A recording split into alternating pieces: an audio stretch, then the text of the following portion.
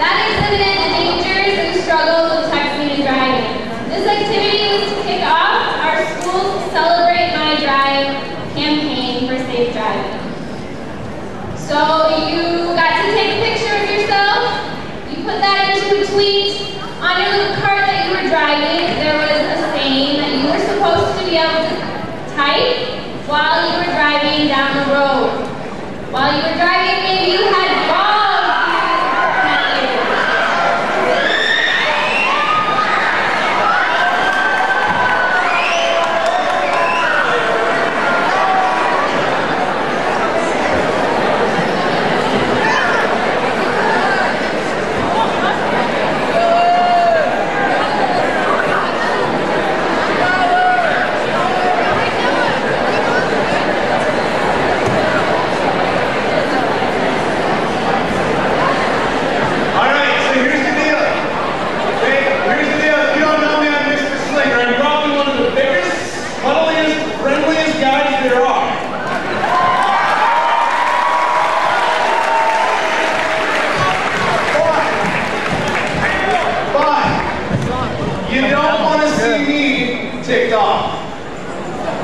And so here's what I'm going to ask today. There's some people here that have worked really hard to give our school a chance at $100,000. There's some people here today who had a very close call a couple months ago. And there's some people here today who you may not know it, but your life is going to change at some point in time. So please put your phones away, put your iPads away, and listen to the little bit of a message that we have to share with you today. Thank you.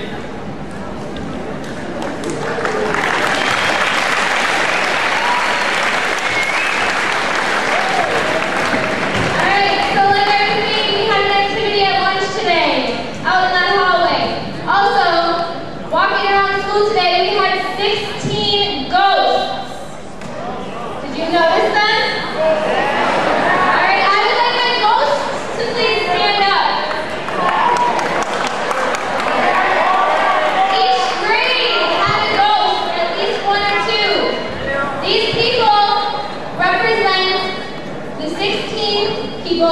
That may die because of a distracted driving crash just this weekend nationwide. Alright, so that means 16 people from Saturday to Sunday could lose their lives because somebody was looking at their phone. Now I'd like everybody in the auditorium to please stand up. Everybody up.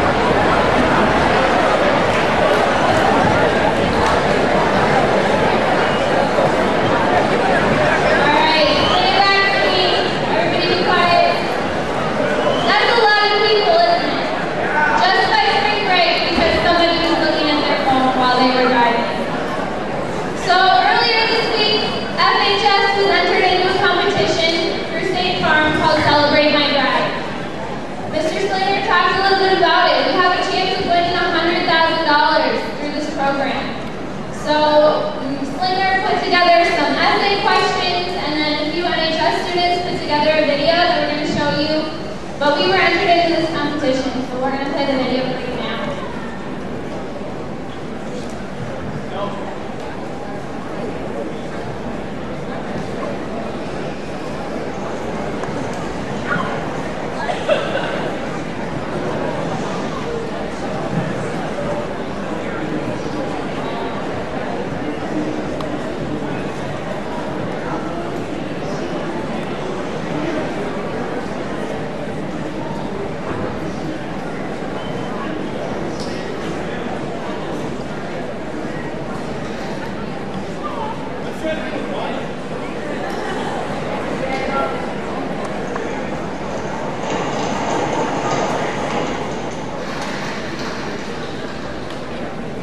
Four courageous young men. Thank you again, everyone. have a very fun but safe homecoming. These guys are alive today because all 4 of them have their seatbelts on. Please be safe, buckle up. Have a great homecoming.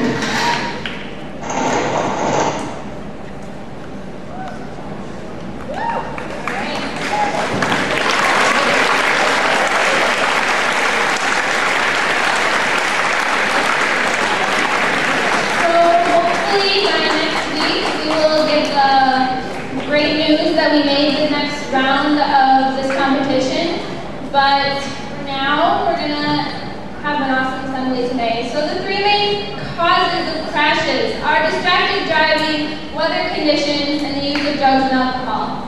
Today's focus is obviously on distracted driving, so we are going to play for you now a video that was put together by the Minnesota Department of Public Safety.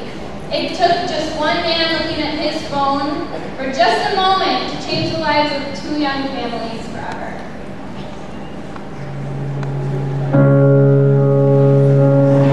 The mission of the State Patrol is to make Minnesota roads safer. In recent years, we can all agree distracted driving is a problem on our roads. The video you are about to watch is a sad reminder of how one bad choice can change the lives of not only yourself, but others around you. Imagine yourself as the husband or wife who lost a spouse, a child who lost a parent, or the driver who took someone's life, all because you were distracted. Our message is simple: pay attention while driving.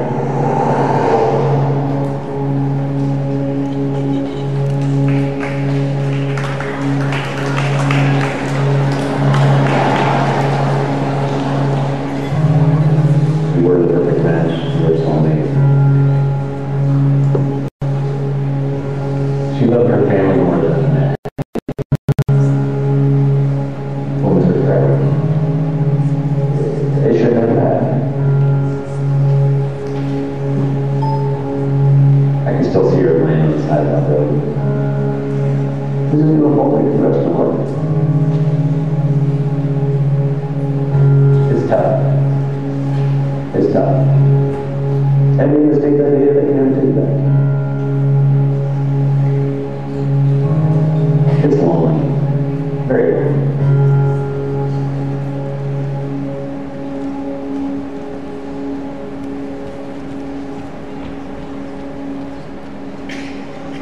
I remember the day of the crash. It was June 30th, and Andrea had the day off. And was going to spend with her girls that day. I was at one of our grandkids, and all of a sudden my mom called me to it and said, "Matt, where are you at?" And I could hear on her voice that something was very wrong. Because Mom said that Andrea and the girl were in an accident. And I knew they were on the bike, so I knew it wasn't going to be good. We went on to the crash site. It was difficult. I could see her on the road doing CPR on Andrea.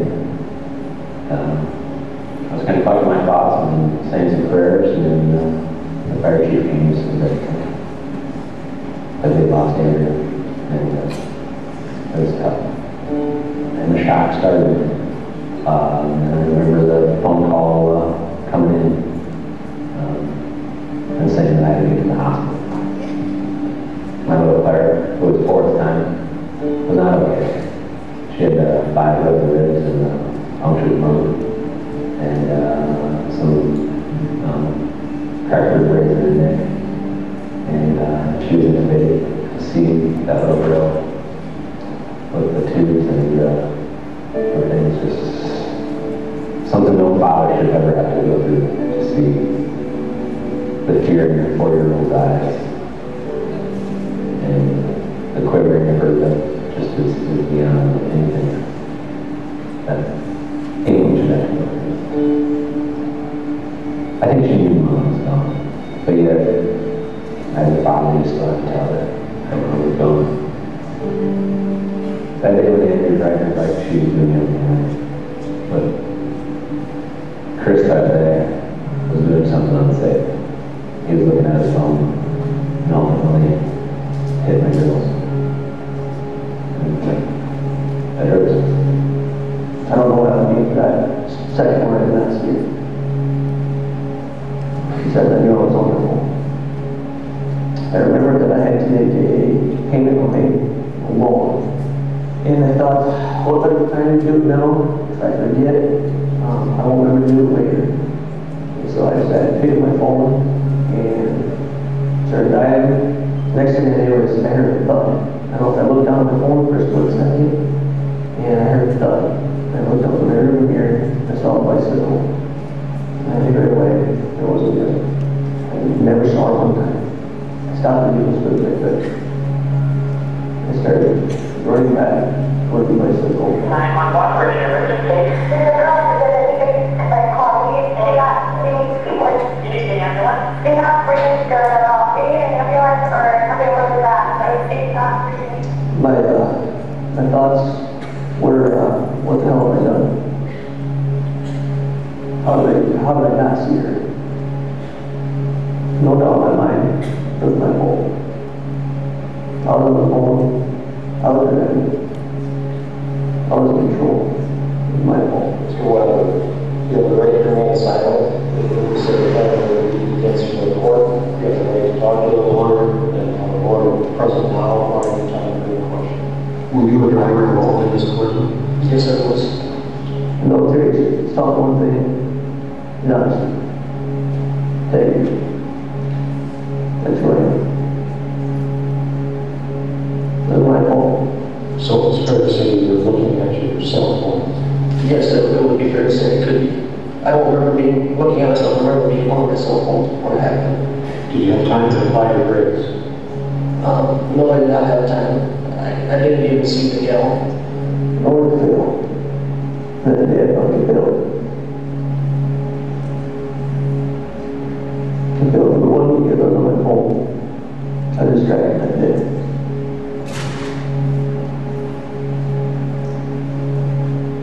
Number two, I failed because I couldn't live life. I'm missing the hugs, the touches, the smile, the laughs. She loved her family more than anything. She loved her kids. She'd do anything for her kids. In fact, Andrea's last night here, she slept with Claire tonight. She was just taking care of Claire one last time. Andrea and I were wanting to, we wanted more kids. We were even talking about adopting someday. But those dreams were shattered. We were the perfect match, we were soulmates, and it's just hard going on without her and waking up every morning to an empty home and an empty bed just because there's just one person missing. I went for it to crash. 26-year-old, loving life, got 2 kids, and I made that choice. Pick myself on that day, make that call. That choice that I can't take back. And it killed somebody because of that. When I learned Chris was on his phone, it didn't surprise me. I knew the person responsible for Andrew's crash was on their phone even before I was told. I'm thankful that I got to hear this because the day of the crash, they were involved in it, and it could have been a lot different. I could have lost everything. I'm very sorry for what I did that day. Life just can't be changed. And I feel terrible that I got that choice. It doesn't make it easier that he's taking responsibility for it. But it still doesn't make it easier that. I know that's what you want, and I know that's what I want. It's what we don't want.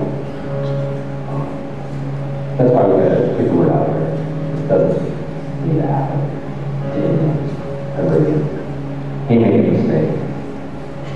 A mistake in his life that he's gonna have to live with for the rest of his life, just as we are gonna have to go on our life without his kids, without my life, so loving my life. The role model for 2 girls. What I ask for everybody to do is think about when you pick up your cell phone, your vehicle, does that cell phone worth more than somebody's life next to you? Everybody got to change their habits. Phones are a habit.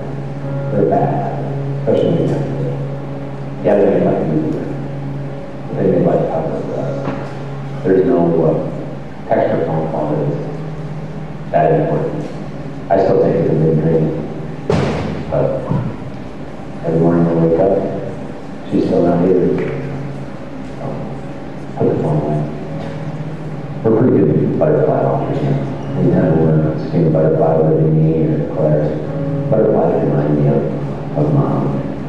And that Mom gets sends me butterflies from heaven for us to see. And we stop and take a moment and just watch the butterflies. We'll miss her forever. We'll miss her forever.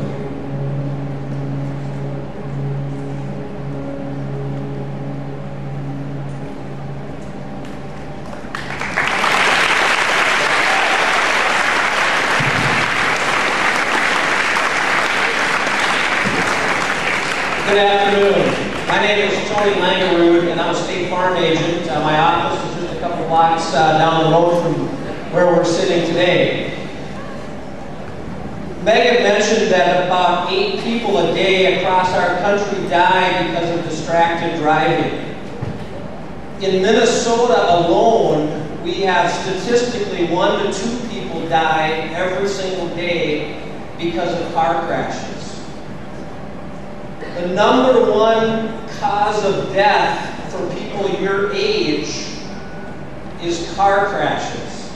And the high percentage of those crashes are caused from distracted driving.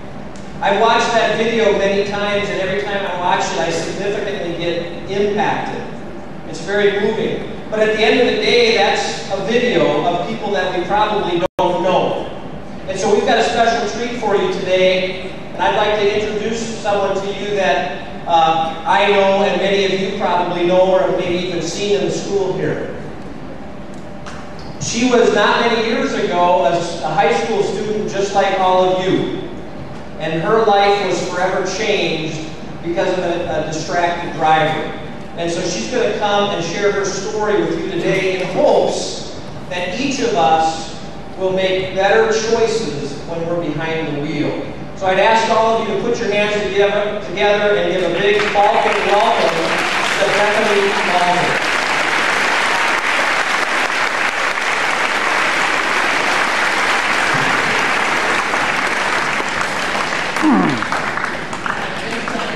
Good afternoon, everyone. I'm excited to have the chance to be here today to be able to share with you a story about a car crash that I was involved in when I was a high schooler. If there's one thing that you can take away from my speech today, it's that you need to make sure to keep both hands on the wheel and both eyes on the road when you're in the vehicle. So, the story. It takes place back in 2008 up in Foley, Minnesota, which is a town about 13 miles east of St. Cloud. I was a junior at Foley High School, an everyday teen, just like many of you guys. I was involved in NHS, student council, Spanish club, marching band, and different types of organizations like that. I was also a huge athlete. Sports were my thing in high school. In the fall, I played tennis, the wintertime basketball season, and in the spring I ran track. Another part of my high school was obviously hanging out with my friends. I had a huge group of friends. We went to movies, hung out, snowmobiling, four-wheeling, you name it. So I was an everyday teen. So the fall of my junior year, I just got done with tennis season. Actually had the opportunity to make it to the state tennis tournament, which is pretty much the highlight of my athletic career in high school.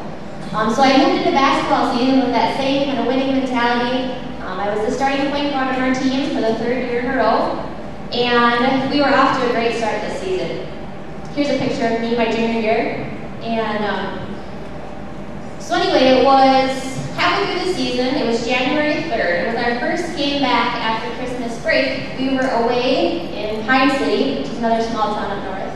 They were our biggest rivals. It was the first 3 quarters of the basketball game. It was just neck and neck. Pretty exciting for a girls' basketball game. And I remember I was underneath the basket, going for a loose ball, and the 2 posts that were down low ended up falling and landed right on my right arm. I heard a loud snap, and the gym went silent. The refs blew the whistles, got all the players off the court, and my coaches came over to me, scooped me up by the armpits. And I remember something that was a really strange feeling. I couldn't pick up my right arm. I had to use my left hand to kind of help guide it up. So that night, my parents took me into the emergency room, and it turns out it was true, that I did break both bones in my right arm. So unfortunately, this was the 3rd time I had broke my right arm. So I was pretty much a pro when it came time to picking out a cast. This time I chose a hot pink cast. So that was a Thursday night. Friday the next day at school, I got to school late, walked in the 3rd hour, some of my friends came over to me and were talking about how bad it felt that I was off basketball for the year, and it was just kind of a downer day.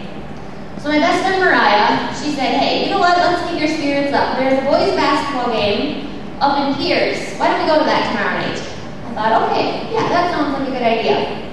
So on Saturday afternoon, she came over to my house. We were getting ready together, doing our hair, borrowing each other's clothes, typical teenage girl stuff. And we decided to take my car up to the game. At this time, I was driving a 1998 green two-door Chevy Cavalier, tiny little car. On the way up to the basketball game, I was the driver and she was the passenger. We were heading up there, and the road to get from Foley to Pierce is really windy. It's actually nicknamed the Snake Trail. So on the way up, I was driving with just my left arm, and I was kind of uncoordinated, and I just did not feel safe driving. So I told her, I said, Mariah, you need to drive home because I just did not feel safe.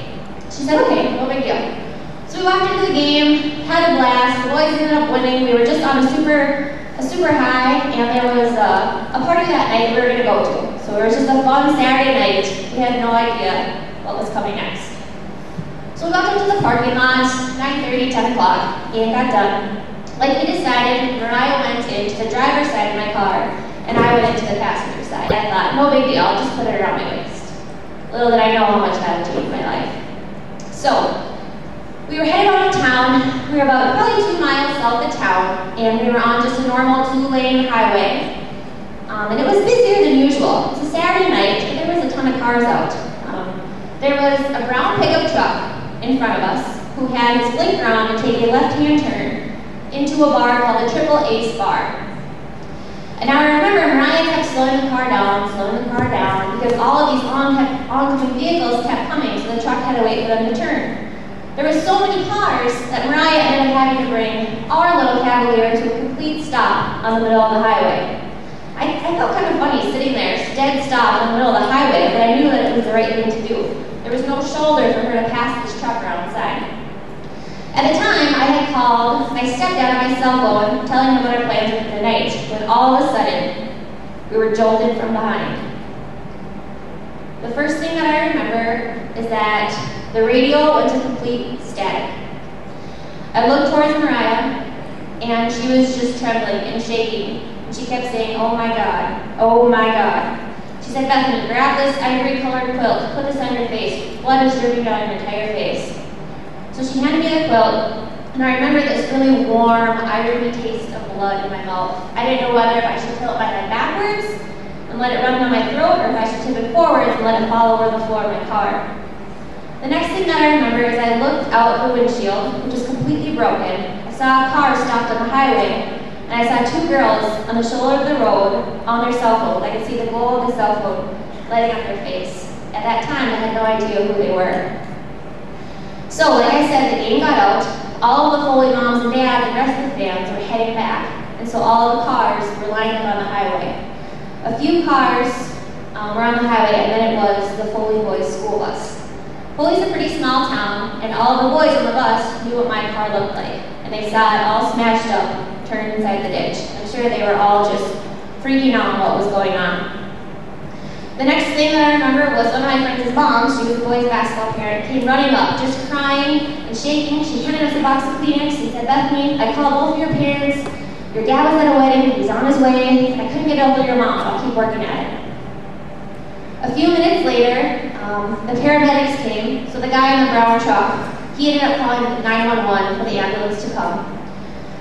When the paramedics came down my car, they brought 2 stretchers, and were asking Mariah and I simple questions, what our names were, trying to make sure that we had no types of brain injury.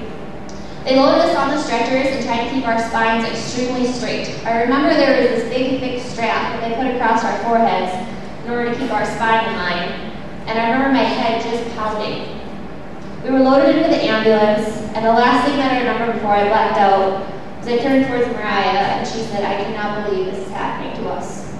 We were just going about our business, average teenagers on a Saturday night, ready to go have some fun with our friends when our world completely changed. So when I woke up, I was on a hospital bed in the emergency room at the St. Paul Hospital, and I remember seeing both my mom and my dad, which brought some relief to me and made me think that everything was going to be okay. By the time that the on-call plastic surgeon got to the hospital, it was around 2 o'clock in the morning. He put on these big, thick, magnifying glasses and took a look at my face. The first thing that he did was he lifted up my top lip, which was completely torn all the way across. He pulled it up and he could see all the way up into my nasal cavity. My mom later told me that she squatted down by the side of the bed and said she could see almost all the way up inside to my eye socket. My entire cheek had lifted off the bone. Inside my face, my septum, which is the middle part of your nose, was completely bent to one side, and there were a ton of deep cuts and lacerations inside. On the outside of my face, my entire right nostril was completely torn off. So he decided right then and there, we need to go to the operating room for an emergency surgery. By the time I got out of surgery, it was probably around 3 or 4 o'clock in the morning, and my mom told me that everything was okay with Mariah. She just was suffering from some severe whiplash. So when I got home, I got settled in a little bit. I was notified that the people that hit us were 2 girls that were on our basketball team. At the time, for the sake of this story, we're going to call them Ashley and Amy. Ashley was the driver, Amy the passenger. At the time of the crash, Ashley's family and mine were actually really good friends. Unfortunately, that changed as time went on. So that Monday at school, Ashley and Amy went back like normal. They didn't have any injuries from the car, so they both had their seatbelts on as well.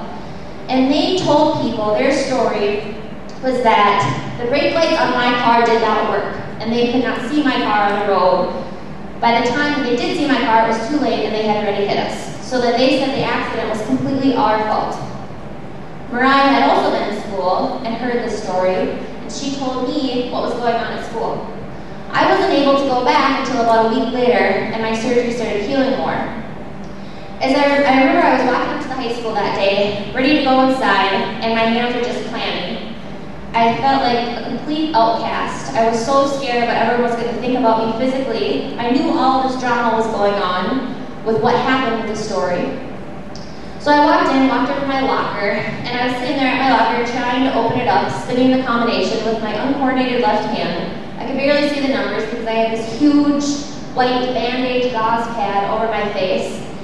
And I just didn't know what to do. So I had one of my friends come over and help me carry my books to class. And I remember the lowest low that day at school. I was sitting in chemistry class. Of course, we have a huge test coming up. I was trying to take notes with my left hand, and writing those long formulas out just looked like a bunch of chicken scratch.